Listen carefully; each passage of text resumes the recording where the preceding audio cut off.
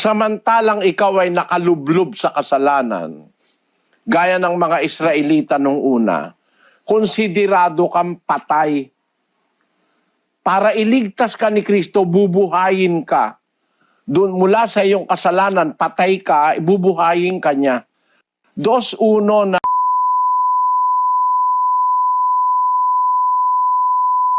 na puntahan naman natin ngayon ang Quezon City. Nandun si kapatid na Jerry Cabanyero. Kasama natin mga panauhin. Go ahead, Quezon City, please. Opo, kapatid na Daniel, kapatid na Eli, maraming salamat po sa Diyos. Ang magtatanong po dito ay si kapatid na Rancel Astronomo. Narito po siya.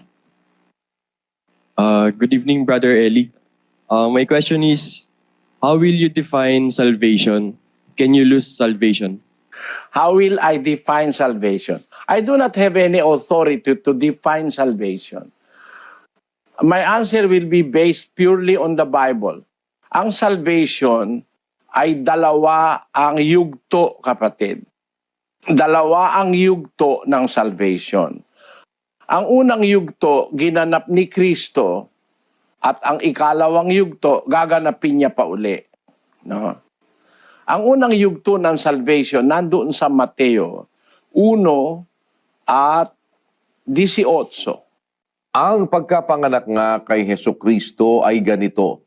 Nang si Maria na kanyang ina ay mag-aasawa kay Jose, bago sila magsama ay nasumpungang siya'y nagdadalang tao sa pamamagitan ng Espiritu Santo. At si Jose na kanyang asawa, palibhasa ay lalaking matuwid at ayaw na ihayag sa madla ang kanyang kapurihan, ay nagpasyang hiwalayan siya ng lihim. Datapwat samantalang pinag-iisip niya ito, narito, ang isang anghel ng Panginoon ay napakita sa kanya sa panaginip na nagsasabi, Jose, anak ni David, huwag kang mangamba sa pagtanggap kay Maria na iyong asawa, sapagkat ang kanyang dinadalang tao ay sa Espiritu Santo.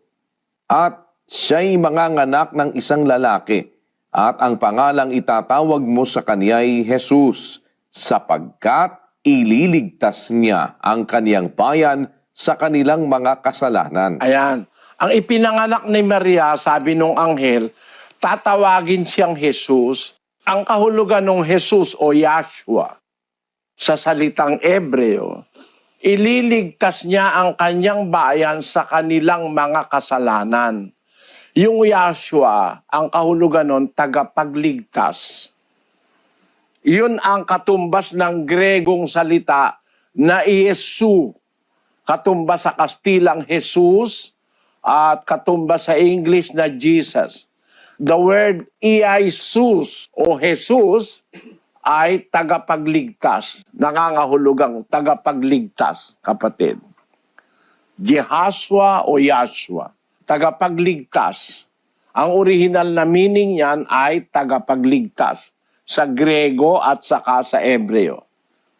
Ngayon, ang pagliligtas ni Kristo, dalawang phase. Ililigtas kanya muna sa kasalanan. Kaya nga siya namatay, pinatay sa krus, ipinagkaloob niya ang kanyang buhay para mailigtas niya ang bayan niya, umpisa sa Israel hanggang sa ating panahon, sa kanilang mga kasalanan. Kasi, mahabang istorya ito, kapatid eh. Samantalang ikaw ay nakalublob sa kasalanan, gaya ng mga Israelita nung una, konsiderado kang patay. Para iligtas ka ni Kristo, bubuhayin ka. Doon mula sa iyong kasalanan, patay ka, bubuhayin ka niya. 2:1 ng Efeso. Pakinggan mo.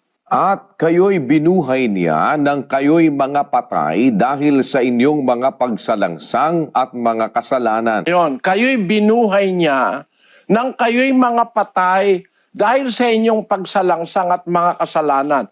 Spiritually, ay patay ang taong makasalanan eh, spiritually speaking. Kahit gumagalaw ka pa, nag-i-sports ka, malakas ang katawan mo, nakalubog ka naman sa kasalanan, para sa Diyos patay ka. 5:6 ng unang Timoteo. Datapwat ang nangagpapakabuyo sa mga kalayawan, bagamat buhay ay patay. Ayon, kahit na ikaw ay buhay, malakas ang katawan mo, considered na patay ang taong nakabuyo sa kalayawan at kasalanan.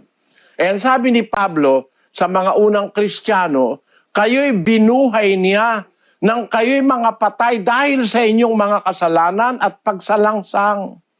Ayon, yun ang sinasabi niya sa versikulo 4 rin. Basahin natin uli, kapatid na Daniel, yung 4. Ngunit ang Diyos palibhasa'y mayaman sa awa dahil sa kanyang malaking pag-ibig na kanyang iniibig sa atin, bagamat tayo'y mga patay dahil sa ating mga kasalanan, tayo'y binuhay na kalakip ni Kristo sa pamamagitan ng biyaya, kayo'y nangaligtas. Ayon, sa pamamagitan ng biyaya, ng pag-ibig ng Diyos, bagaman patay tayo sa ating mga kasalanan, tayo ang wikay binuhay na kalakip ni Kristo. Nung si Kristo'y buhaying mag-uli, kalakip na binuhay ka spiritually sa iyong mga kasalanan dahil patay ka, binuhay ka mag-uli, inalis yung kasalanan mo.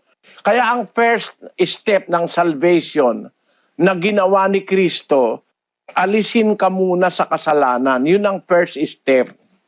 Pagkatapos, susunod ka sa aral, mabubuhay ka sa aral. Pagkatapos, pag dumating yung katapusan, ikaw ay ililigtas niya sa parusa. Yung galit na darating. Basahin natin ang isang talata. Ang pagliligtas ni Kristo, ang last step, ay alisin ka sa galit na darating. Basahin natin. 1:10 ng unang Tesalonika. At upang hintayin ang kaniyang anak na mula sa langit, na kaniyang ibinangon sa mga patay, si Jesus nga na nagligtas sa atin mula sa galit na darating. Meron dumarating na galit ng Diyos dito sa lupa. Ililigtas tayo ni Kristo sa galit na darating. Kaya yung unang pagliligtas niya, liligtas ka niya sa kasalanan kasi hindi ka mapapatawad. Hindi ka maliligtas kung hindi mapatawad ang kasalanan mo.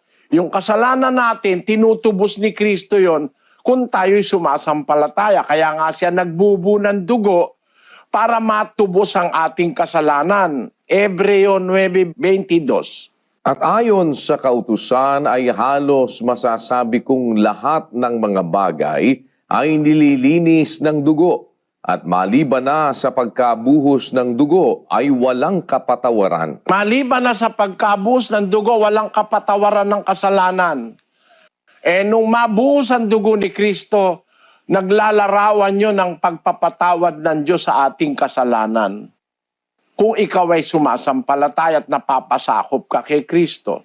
Ngayon, pagkatapos na matubos ang kasalanan, dapat susunod ka na. Mabubuhay ka na sa kabutihan.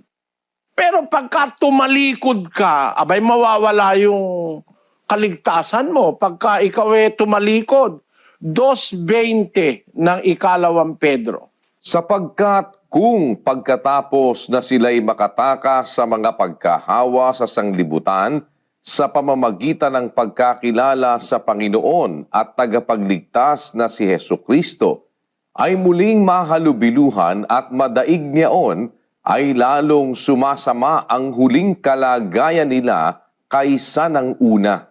Sapagkat magaling pa sa kanila ang hindi nakakilala ng daan ng katwiran, kaysa pagkatapos na makilala ito ay tumalikod sa banal na utos na ibinigay sa kanila. Yan talata na yan, ang kaligtasan daw ay once and forever. Osas. Once saved, always saved. Saan mo nakita sa Biblia yun? Meron ba nun sa Biblia? Osas? Once saved, always saved. Pinapakontento ang miyembro nila. Ligtas ka na, kahit ano pa mangyari, ligtas ka. Hindi totoo yan. Sapagkat ang sabi ng salita ng Diyos, magaling pang hindi ka na nakakilala ng daan ng katwiran, kaysa pagkatapos na makilala ito, ay tumalikod sa banal na utos na ibinigay sa kanila. Pinatawad ng kasalanan mo, yun ang first step. Kasi ang tagapagligtas ni Kristo, unang-una, tutubusin niya ang kasalanan mo. Siya umaako sa kasalanan mo. By the cross, He served as a ransom for your sins. Ngayon, may obligasyon kang lumakad sa utos. Mabuhay na lumalakad sa utos. Kailangan tumutupad ka sa utos ni Kristo. Pagka tumalikod ka, sabi ng salita ng Diyos, kung pagkatapos na sila'y makatakas sa pagkahawa sa sanlibutan, sa pamamagitan ng pagkakilala sa Panginoon at tagapagligtas na si Jesucristo, muling mahalubiluhan ng sanlibutan at madaig niyaon, lalong sumasama ang huling kalagayan nila kaysa ng una. Paano ka ngayon sasabihin mong ligtas ka pa rin? Ligtas. Lalabas nga, mas masama ka pa kaysa sa dati bago ka nakakilala kay Kristo. Basahin natin ang Mateo 12:43. Datapwat ang karumal-dumal na espiritu kung siya'y lumabas sa tao, ay lumalakad sa mga dakong walang tubig na humahanap ng kapahingahan at hindi makasumpong. Kung magkagayoy, sinasabi niya, babalik ako sa aking bahay na nilabasan ko, at pagdating niya ay nasusumpungan niyang walang laman, walis na at nagagayakan. Kung magkagayoy, yumayaon siya at nagsasama ng 7 pang espiritu na lalong masasama kaysa kanya, at sila'y nagsisipasok at nagsisitahan doon, at nagiging lalo pang masama ang huling kalagayan ng taong yaon kaysa una. Ang liwanag Lalo ka pang sasama Bakit? Ang dahilan nun, yung lumabas na espiritu sa'yo nang bautismuhan ka, sa bautismo kasi lumalabas yung masasamang espiritu During the true baptism, aalis yung masamang espiritu. Kagaya na nangyari kay Maria Magdalena, lumabas ang 7 demonyo sa kanya. Babalik yon pag pinabayaan mong makapasok at madaig ka uli. Ikaw ay matalo uli nung kasalanan, mas masama ka pa kaysa dati. Bakit? Magsasama yung isang espiritu ng 7 pang mas masama kaysa sa kanya. 8 na espiritu mo. Talo mo na si Maria Magdalena. 8:2 ng Lucas. Basahin natin. At ang ilang babae na pinagaling sa masasamang espiritu at sa mga sakit, si Maria na tinatawag na Magdalena, na sa kanya'y 7 demonyo ang nagsilabas. Para ma-emphasize gumagamit ang Biblia ng numbers. May small, merong big, may great, may multitude, merong uncountable. Ang Biblia nagsasabi, ang tao dinatahanan ng demonyo gaya ni Maria Magdalena. Kaya pala si Maria Magdalena nung umpisa, malayaw na babae. Kumbaga, happy-go-lucky ito. Masamang babae si Maria Magdalena Sabi nung iba, patutot daw. Pero wala akong nababasang patutot si Maria Magdalena. Ang nababasa, masamang babae siya. Ngayon, kaya pala siya masama, 7 ang demonyong nasa kanya. Pero kung ikaw, kahit isa lang ang demonyo sa'yo, pagkatapos ng bautismo, nagpabaya ka, hindi ka sumunod sa aral, yung isang demonyo lumabas, babalik yon. Magsasama pa ng 7, magwawalo. Front runner ka na, 7 lang kay Maria Magdalena, 8 na sa'yo Mas masama ka pa kay Maria Magdalena nung una. Kaya, paano mo sasabihin ngayon sa akin na ang kaligtasan na hindi na naiwawala? Once saved, always saved. Osas. Hindi sinusuhayan ng Biblia yan. Ang eternal salvation ay para sa susunod. Pero kung hindi ka susunod, kahit iniligtas ka na ni Kristo sa kasalanan, sa unang phase o sa unang step ng salvation, iniligtas ka sa kasalanan, reckless ka naman, lalayasan ka ni Kristo. 2 Korinto 13:5. Siyasatin ninyo ang inyong sarili kung kayo'y nangasa pananampalataya. Subukin ninyo ang inyong sarili. Hindi ba ganinyo nalalaman sa ganang inyong sarili na si Jesucristo ay nasa inyo? Maliban na nga kung kayo'y itinakwil na. Kahit nasa iyo pa si Kristo, pagka gumawa ka ng reckless imprudence, bababae ka, may asawa ka na, 3 pang kabit mo. Pagkatapos nasa drugs ka. Ako man ng Kristo, hindi ako magtiyatiyagan tumira sa'yo. Sabi niya, nakasulat hindi nyo ba alam na si Jesucristo nasa inyo? Maliban na nga kung kayo'y itinakwil na. Ang liwaliwanag naman ng Biblia. Ewan ko lang, pag ako nagbabasa, ang liwanag naman ang naiintindihan ko na talagang yung salvation, kahit inumpisahan ka na ni Kristong iligtas, pag hindi ka magpapatuloy, lalayasan ka ni Kristo. O kaya ang sabi ni Kristo, ang manatili hanggang wakas ay maliligtas. Kailangan mo ang pananatiling sumusunod sa aral, pananatiling tapat, huwag kang aatras. Gis 36 ng Ebreo. Pakinggan nyo. Sapagkat kayo'y nangangailangan ng pagtitiis upang kung inyong magawa ang kalooban ng Diyos ay magsitanggap kayo ng pangako. Sapagkat sa madaling panahon, siyang pumaparito ay darating at hindi magluluwat. Ngunit ang aking lingkod na matuwid ay mabubuhay sa pananampalataya. At kung siya ay umurong, ay hindi kalulugdan ng aking kaluluwa. Liwaliwanag niyan, kapatid Anong liwanag ang gusto mo? Ang aking lingkod na matuwid, mabubuhay sa pananampalataya. Dapat magpatuloy kang nabubuhay sa pananampalataya. You live by the faith. Sabi kasi doon sa Gis 36, nangangailangan kayo ng pagtitiis, yung perseverance, upang kung inyong magawa ang kalooban ng Diyos, tanggapin nyo ang pangako. Sapagkat sa madaling panahon, siyang pumaparito ay darating at hindi magluluwat. Ngunit ang aking lingkod na matuwid ay mabubuhay sa pananampalataya. Kung siya'y umurong, hindi siya kalulugdan ng aking kaluluwa. Paano ka maliligtas pag umatras ka? Sumusunod ka nga kay Kristo 1 taon, nung makadalawang taon, sumunod ka uli kay Satanas. Paano ka na maililigtas nun? Mga pastor, maliwanagan nawa ang inyong mga miyembro, pati yung mga nagtuturo na once saved, always saved. You are once saved, you will always be saved if you continue following the Word of God. Pero pag huminto ka o kaya bumalik ka sa sanlibutan, sasabihin mo, hindi na maiwawala yan. Basahin natin ang 2 Juan 1:8. Mag-ingat kayo sa inyong sarili upang huwag ninyong iwala ang mga bagay na aming pinagpagalan. Yung pinagpapagalan ng mga alagad, ng mga apostol, yung pangkaligtasan ng kaluluwa. Mag-ingat kayo sa inyong sarili para huwag ninyong iwala ang bagay na aming pinagpagalan. Maiwawala yan, kapatid. Ang salvation, 2 bagay. Una, ililigtas ka sa kasalanan. Tapos mabubuhay ka sa pananampalataya, susunod ka sa aral. Pagdating ni Kristo, ililigtas ka niya sa galit na darating. Tandaan mo yon. Meron 2 step yan. Mailigtas ka muna sa kasalanan, pagkatapos mailigtas ka sa galit na darating. Alin yung galit na darating? Yung araw ng paghuhukom ng Diyos. 1:18 ng Sifanyas. Pakinggan mo.